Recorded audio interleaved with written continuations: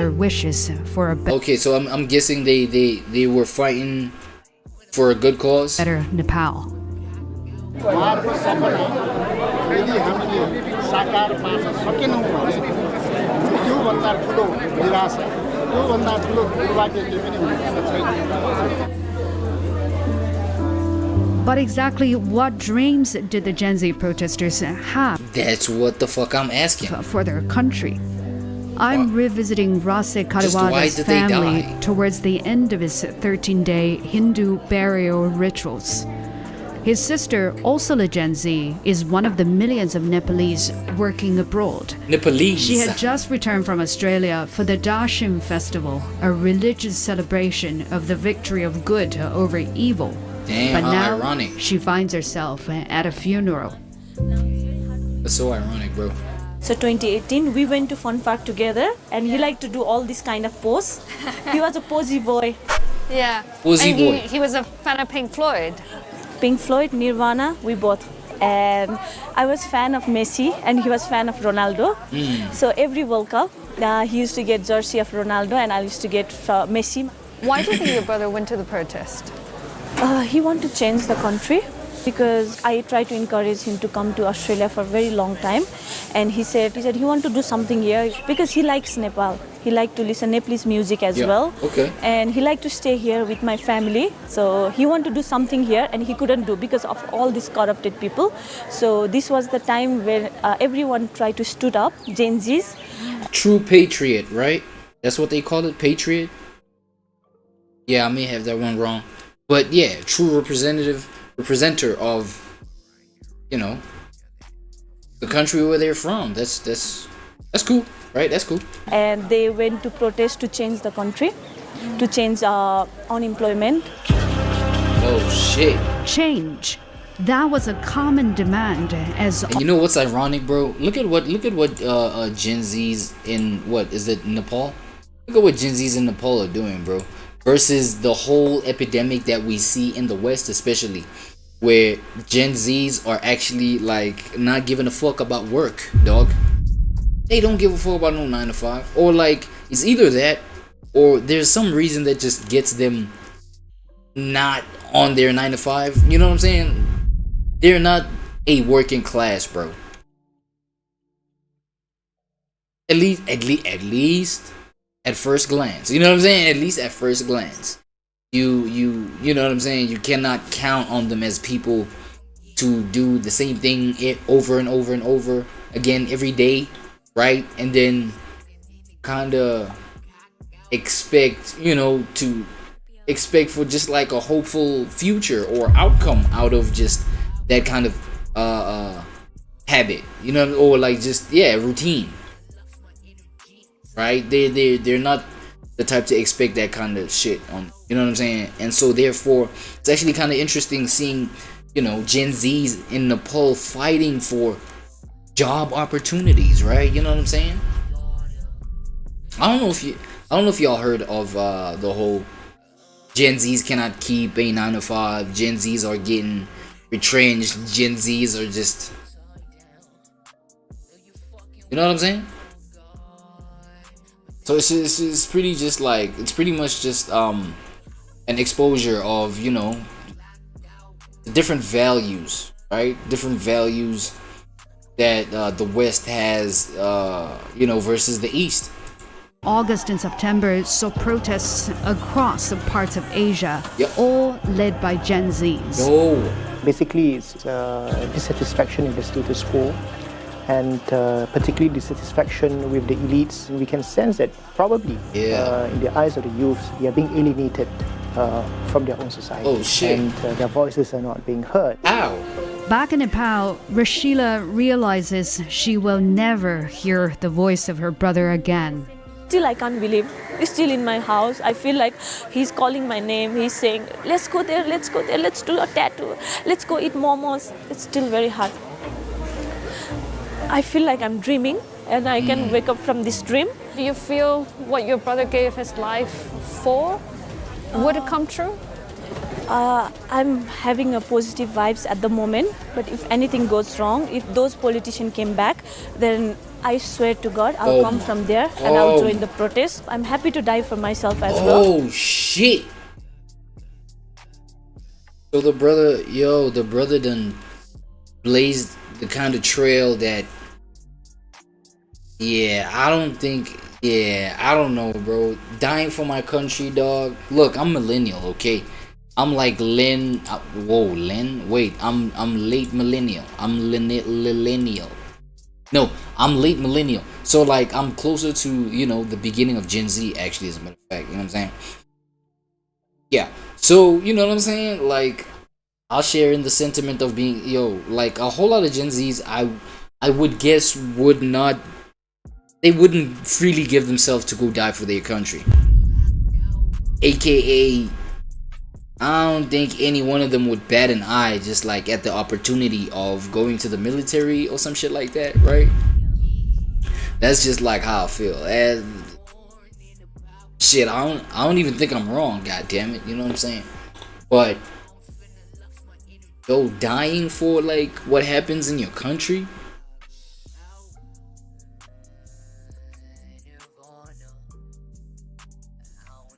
Yeah, man. I think I need some. I don't know. I don't know what I need. Something's wrong. Maybe. Protests are very common in Nepal. Right.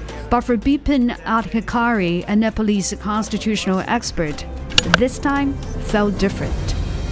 Why? Because the youths who were involved in the demonstrations were the educated people, very young, fresh graduates, maybe the professionals who just have started. So what's surprising about young, very intelligent, very young, very intelligent? Like what's so surprising about those people protesting? Just because they educated, just because they intelligent or whatever? They're gonna fight for what they feel is right for them. You know what I'm saying? And the young people still doing A-level. Most of them were not related to politics, not affiliated to any political organization. But then they really thought that Nepal is a good place. It can be improved, and the political lot is responsible for the plight of the country now. Yeah. By and large, why do the youths in Nepal and elsewhere in Asia feel that the status quo has failed them? Great question.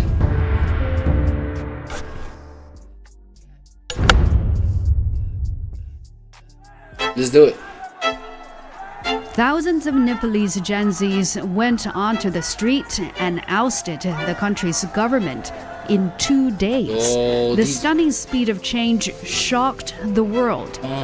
Now, as Nepal reckons with the carnage, the youths are again organizing among themselves, this time to clean up the mess.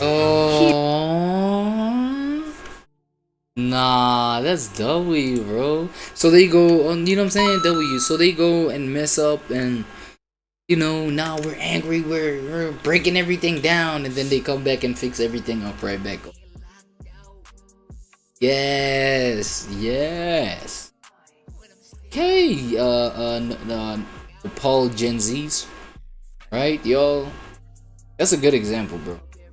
Because a whole lot of people just, I don't know. Like, depending on where you're from, right? A whole lot of people would have just left the carnage just as is. Be like, yo, fuck it. You know what I'm saying? This was for, like, this is what you get for how, you've allowed us to turn out to be. Or how you've never protected us. Or how you've never looked out for us, giving us proper opportunities and shit like that. Here, a group called Nepal Youth Club is repainting a damaged police station and posing for Instagram. Let's not forget, they're Gen Zs after all. Thugging it. What made you guys want to come out to repair things? A police station, no less. I thought you guys hated the police. Let's hear it. Some criminals burned it that were not the part of our protest.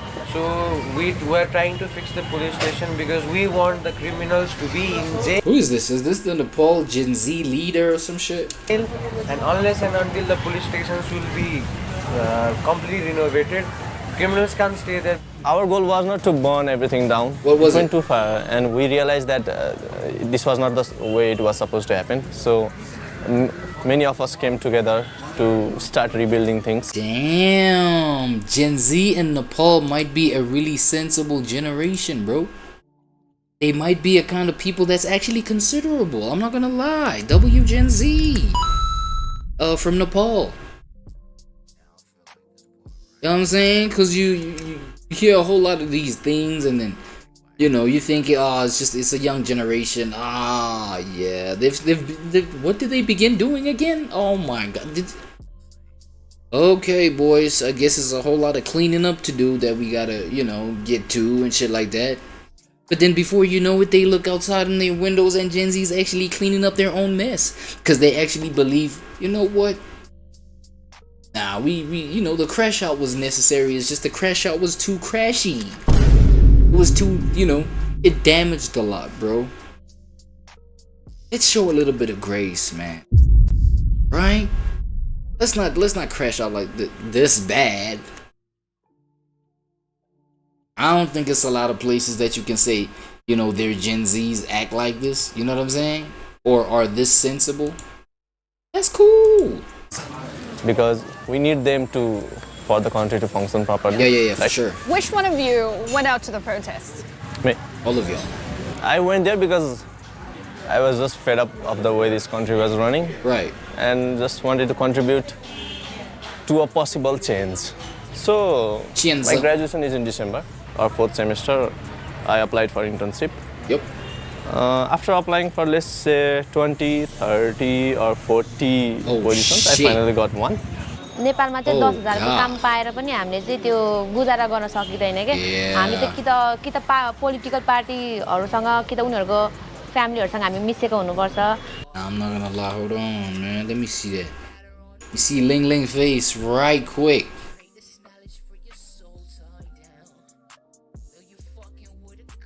Yeah, she's frustrated. She mad, you know what I'm saying? I feel you. हामीले easily जब pound चाहिँ गाह्रो हुन्छ. मैले पनि try गरे थिए. I try to apply another country. Yeah. But your result चाहिँ राम्रो आएन. Nepal's sluggish economy has long had trouble absorbing its own workforce. Traditionally, many Nepalese worked in richer countries, often doing menial jobs that the locals do not want. Oh, yeah. In total, an estimated 3.7 million Nepalese live and work abroad. The money they send home constitutes more than a quarter of the GDP. Damn. But ever since the COVID pandemic, many destination countries have tightened visa rules to appease anti-immigration sentiments at home. And so, Nepal's youth unemployment rate exceeded 20% in 2024. Damn. When you come to see the young side, so they were really afraid that what will be with my life. Yeah. And uncertainty.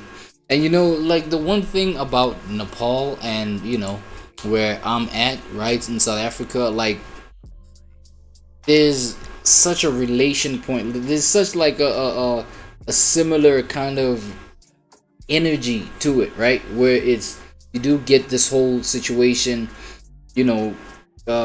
foreign people, right, from other countries, especially a lot, because like the border laws and the border situations in South Africa are not strong, they're not tough, you know what I'm saying? So we do have a situation where it's a whole lot of illegal foreign nationals, right, illegal foreign people in the country, and so therefore those people are the ones that end up taking the jobs that the locals don't want to take, you know what I'm saying?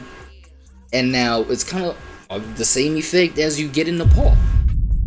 You know what I'm saying? You get a whole bunch of people who literally went by the book. You know what I'm saying?